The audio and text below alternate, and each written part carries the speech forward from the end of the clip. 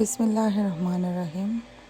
আসসালামু আলাইকুম সবাইকে। আশা করি সবাই ভালো আছেন। আলহামদুলিল্লাহ আমরাও সবাই ভালো আছি। আল্লাহর নামে আজকের ব্লগটা শুরু করছি। আশা করি সবাই পাশেই থাকবেন এবং ব্লগটা উপভোগ করবেন। সো আজকের ওয়েদারটা আলহামদুলিল্লাহ অনেক সুন্দর। সেটার কারণ হচ্ছে দেখতেই পাচ্ছেন অনেক রোদ উঠেছে। আর আমরা গ্রোসারি করে বের হয়েছি। মানে গ্রোসারির ভিতরে আমার ভিডিও করা হয়নি, আমি এখান থেকেই ব্লগটা শুরু করেছি। ব্লগ করার প্ল্যান ছিল না, কিন্তু ওয়েদারটা দেখে মনে হলো যে ব্লগ শুরু করি আজকে। তো এই তো বাচ্চাকে স্কুল থেকে পিক করে তারপর আমি গ্রোসারি করতে চলে যাই। তো অনেক কিছু কেনার ছিল। স্যামস ক্লাবে গিয়েছিলাম আমরা আজকে। তো ডিম, স্প্রাইট নিয়েছিল আমার হাজব্যান্ড। আমার ঘরে তো কোল্ড ড্রিঙ্ক, সোডা, আনহেলদি জিনিস আমি চেষ্টা করি সুগার ফ্রিটা আনতে, তাও যাতে চিনিটা পেটে না যায়। এটা থাকেই। যাই হোক, যা যা সস্তায় যেখানে পাওয়া যায় সেখান থেকে কেনার চেষ্টা আমেরিকা যারা থাকে সবারই থাকে। তো এই হচ্ছে আমাদের বাজার। আর স্নো একদম গলে গেছে, একদমই নাই বলতে গেলে। রোদ হচ্ছে এবং রাতের বেলা অনেক বৃষ্টিও হচ্ছিল, মানে ওরকম অনেক জোরে মুষলধারে বৃষ্টি সেরকম না, টিপ টিপ বৃষ্টি হচ্ছিল, যে বৃষ্টির কারণে আর কি বরফগুলা গলে গেছে। আর খুব সুন্দর রোদ উঠতেছে, রোদটা পাচ্ছি আর কি। রোদের মানে আকাশ পরিষ্কার, নীল আকাশ, রোদ, আলহামদুলিল্লাহ কি যে ভালো লাগতেছিল। মানে ওয়েদার ভালো হলে না মনটাও ভালো হয়ে যায়। তার আগের ব্লগে মনে হয় বলতেছিলাম ওয়েদার ডিপ্রেসিং, মনটাও ডিপ্রেসিং। যাক আলহামদুলিল্লাহ, আল্লাহ যেভাবেই রাখে না কেন আল্লাহর অশেষ রহমত, অনেক ভালো লাগে। যাই হোক,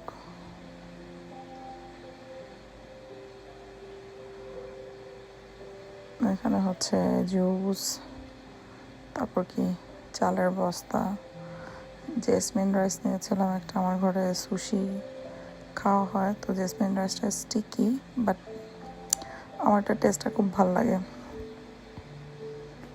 যার জন্য নিলাম আর কি। কখনো এত বড় বস্তা কিনি নাই, প্রথম এত বড় বস্তা নিলাম। বাংলা ভাষায় এটাকে বস্তাই বলে, রাইট? যাই হোক,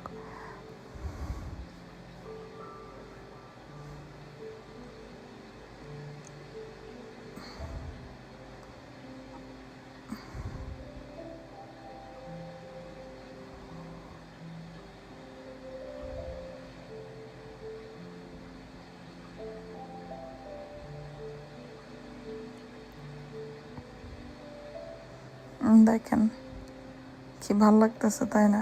এই রাস্তায় এত বরফ, এত মানে মানে সাদা ধূসর, এই একই রাস্তা এখন কি সুন্দর চকচকা হয়ে গেছে। কিছু কিছু গাছ আছে ওগুলোকে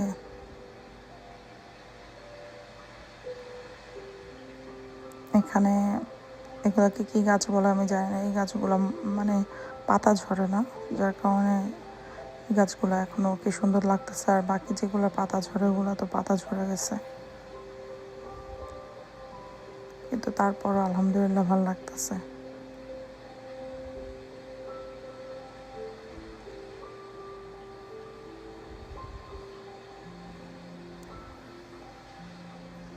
যখন সব গাছের পাতা গজাবে তখন দেখতে আরো বেশি ভালো লাগবে।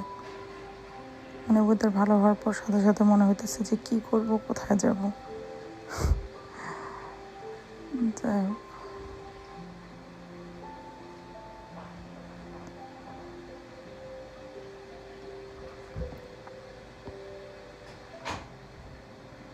আমি এখানে বাজার গুছাচ্ছিলাম।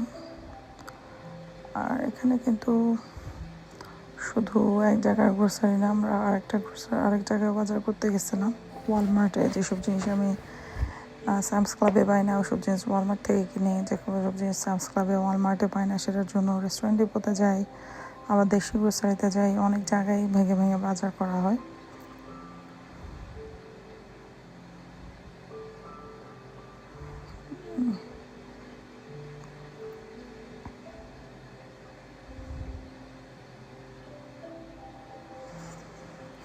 এখন এগুলো সব অর্গানাইজ করতে হবে। আল্লাহ, কত কিছু। হ্যাঁ,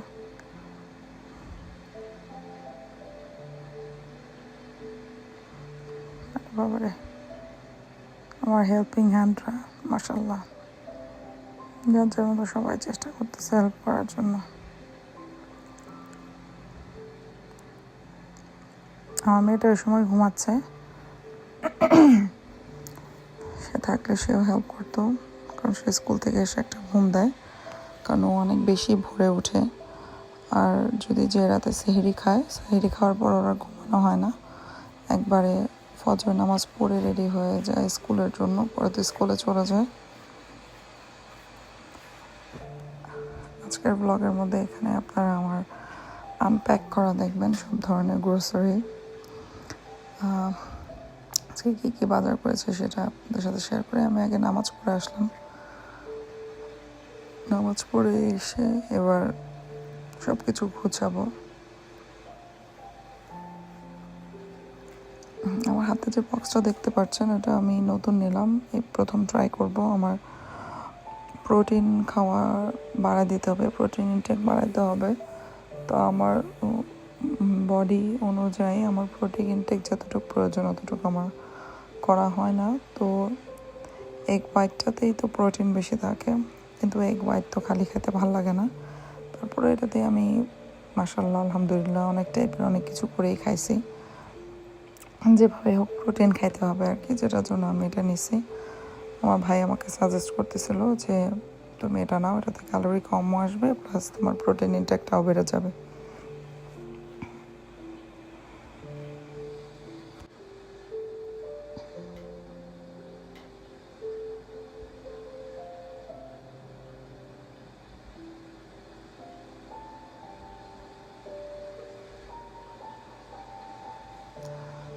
ভিডিও দেখতে দেখতে মনে হচ্ছে যে আসলে আমরা কিসের পিছনে দৌড়াই, তাই না?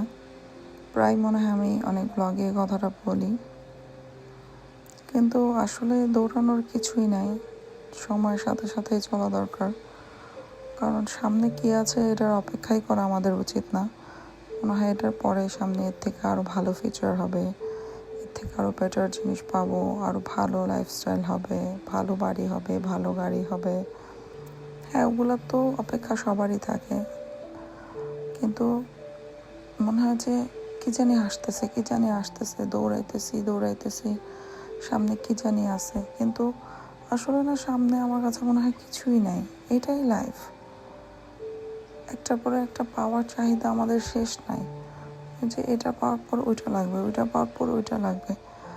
প্রথমে কি চাহিদা আমার, প্রথমে এই জিনিসটা লাগবে, এটা পাওয়ার পর আচ্ছা এটা পেয়ে গেলাম, এবার এর থেকে ভালো আর একটা লাগবে। এটা শুধু আমার ক্ষেত্রে না, আমার মনে হয় যে প্রত্যেকটা মানুষের জীবনের সাইকেলে এটাই চলতে থাকে। এমন করতে করতে বুড়া হয়ে যায়, শেষ হয়ে যায় জীবন, তাই না? কিন্তু আমি আমার লাইফটা না স্লোভাবে চালাইতে চাই। আমার মনে হয় যে স্লো লাইফ মনে হয় বেস্ট। কোনো কিছুর পিছনে দৌড়ানোর দরকার নাই, আল্লাহর উপরে তাওয়াক্কুল করো, যেটা তোমার দরকার, যেটা তোমার খুবই প্রয়োজন, আর সেটা আল্লাহও জানে যে তুমি কি চাও, সেটার জন্য তুমি চেষ্টা করে যাচ্ছ, কষ্ট করতেছো, সেটা অবশ্যই আল্লাহ তোমাকে দিবে। আর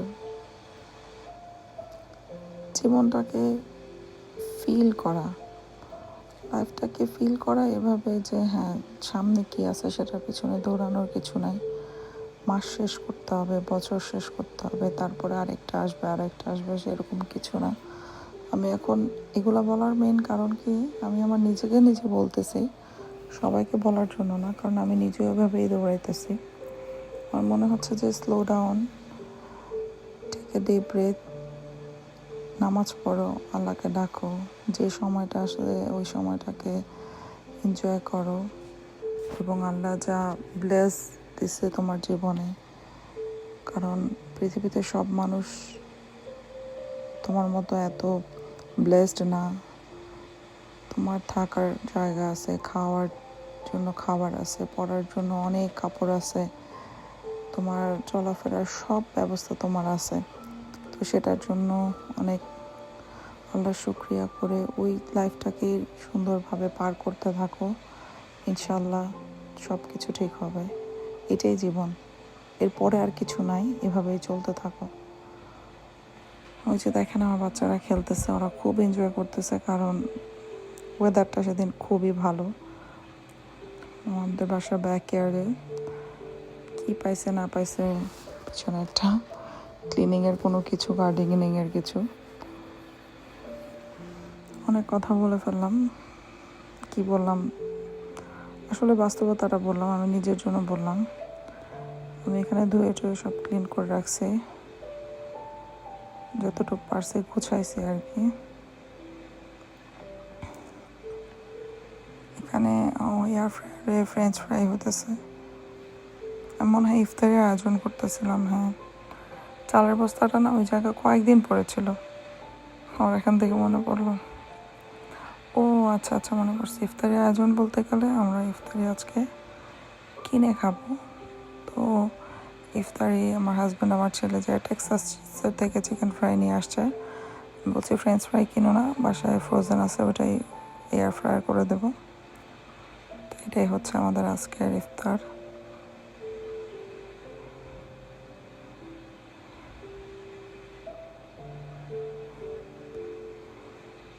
বাচ্চারাও হ্যাপি, আমারও একটু কাজ কমলো আর কি।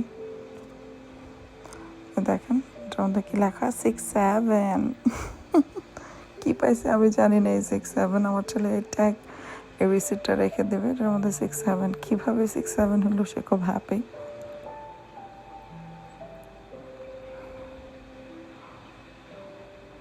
আমরা খাবার অর্ডার দেওয়ার সময় যে পরিমাণে খাবার অর্ডার দিই, আমাদের অনেক খাবার বেঁচে যায়, রয়ে যায়। তো এখান থেকেও খাবার রয়ে গেছিলো, আমরা সব খাই শেষ করতে পারিনি। আলহামদুলিল্লাহ, আল্লাহর নিয়ামত।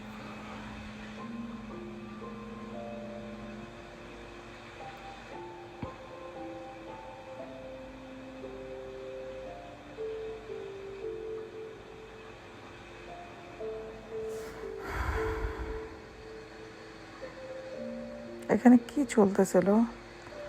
আচ্ছা, ওরা কি করতেছিল ওগুলো মনে হয় আমি দেখতেছিলাম না কি। আমার জুতাটা কে পড়লো?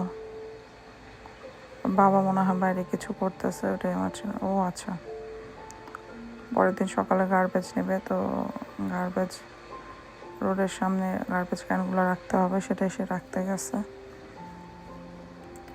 এই তো আজকের ব্লগটা এখানেই ইফতারি করতে করতে আপনাদের সাথে শেয়ার করলাম। সবাই ভালো থাকবেন, সুস্থ থাকবেন, আমাদের জন্য দোয়া করবেন, আমার চ্যানেলটা লাইক, কমেন্ট এবং সাবস্ক্রাইব করবেন। সবাইকে আল্লাহ হাফেজ বলে এখানেই বিদায় নিচ্ছি। সবাই প্লিজ আমার চ্যানেলটা দেখবেন। আল্লাহ হাফেজ সবাইকে।